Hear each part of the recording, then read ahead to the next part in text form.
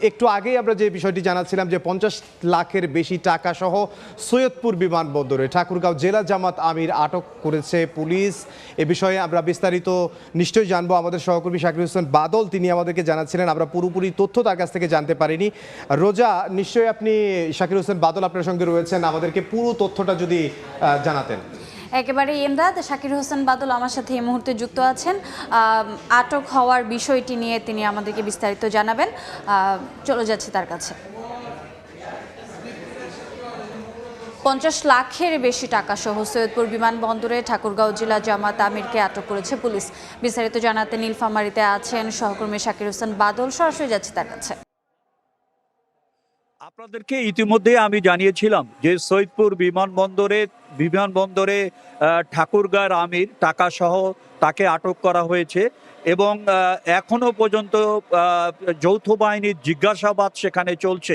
তবে সৈয়দপুর থানার ভারপ্রাপ্ত কর্মকর্তা রেজাল করিম রেজার সাথে কথা বলে যতটুকু জেনেছি, উনি জানিয়েছেন যে এ পর্যন্ত কত টাকা 40 থেকে 50 লক্ষ টাকার মধ্যে হতে পারে, কিন্তু এখনো সেটি গোনা হয়নি বা এখনো পুরোপুরিভাবে জানা যায়নি যে কেন সে এতগুলো টাকা বহন করছিল।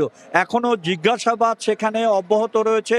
যৌথ বাহিনী এয়ারপোর্টের মধ্যে তারা এখনো অবস্থান করছে। যৌথ বাহিনী সেখানে তাকে জিজ্ঞাসাবাদ করার পর ভারপ্রাপ্ত কর্মকর্তা জানিয়েছেন যে আমরা এখন সব কিছু বলতে পারছি না যে কেন এই টাকাগুলো এত বিপুল পরিমাণ টাকা সে বহন করছিল। সে হলো তিনি হলেন ঠাকুরগাঁওর জামাতের আমির। ওনার কাছে উনি এই টাকাগুলো নিয়ে আসছিলেন। তো পুরোপুরিভাবে এখনো যতক্ষণ পর্যন্ত তদন্ত শেষ না হবে বা জিজ্ঞাসাবাদ শেষ না হবে ততক্ষণ পর্যন্ত কিন্তু এই টাকার কেন এবং কি জন্য বহন করছিল এইটা নিয়ে কিন্তু পুরোপুরি জানা যাবে না। আমরা এয়ারপোর্ট ম্যানেজারের সাথে কথা বলার চেষ্টা করেছি, কিন্তু তাকে পাওয়া যায়নি, টেলিফোনে যোগাযোগ করে পাওয়া যায়নি। তবে ভারপ্রাপ্ত কর্মকর্তা বলছেন যে এখনো আমরা কিন্তু জিজ্ঞাসাবাদ অব্যাহত রেখেছি। তবে প্রাথমিকভাবে জানা গেছে যে উনি ঠাকুরগাঁও জামাতের আমির এবং ওনার ব্যাগে উনি স্বীকার করেছেন যে ওনার ব্যাগে 40 থেকে 50 লক্ষ টাকা আছে।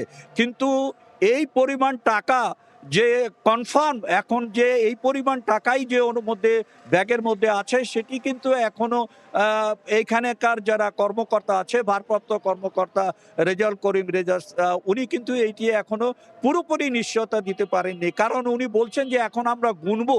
তবে ওনার সাথে জামাতের আমিরের সাথে কথা বলেই তারা জানতে পেরেছে যে তাদের কাছে এই পরিমাণ টাকা তারা বহন করছে। তো সৈয়দপুর বিমানবন্দরে এখনো তারা যৌথ বাহিনীর কাছে আটক রয়েছে এবং যৌথ বাহিনীর কর্মকর্তারা এখনো তার সাথে জিজ্ঞাসাবাদ অব্যাহত রেখেছে। জিজ্ঞাসাবাদ শেষে তাকে কি করা হবে না করা হবে এটি জিজ্ঞাসাবাদের পরেই জানা যাবে। তবে এই পর্যন্ত তিনি আটক রয়েছেন এইটুকু আমরা নিশ্চিত করে বলতে পারি এবং ওনার কাছে যে বিপুল পরিমাণ টাকাও ছিল এটিও নিশ্চিত করেছেন সৈয়দপুর থানার ভারপ্রাপ্ত কর্মকর্তা। এই ছিল আমার কাছে সৈয়দপুর বিমানবন্দর এলাকা থেকে জামাতের আমির কর্তৃক বহনকৃত টাকা নিয়ে সর্বশেষ। বেলাল, হ্যাঁ, বাড়ি কোথায়?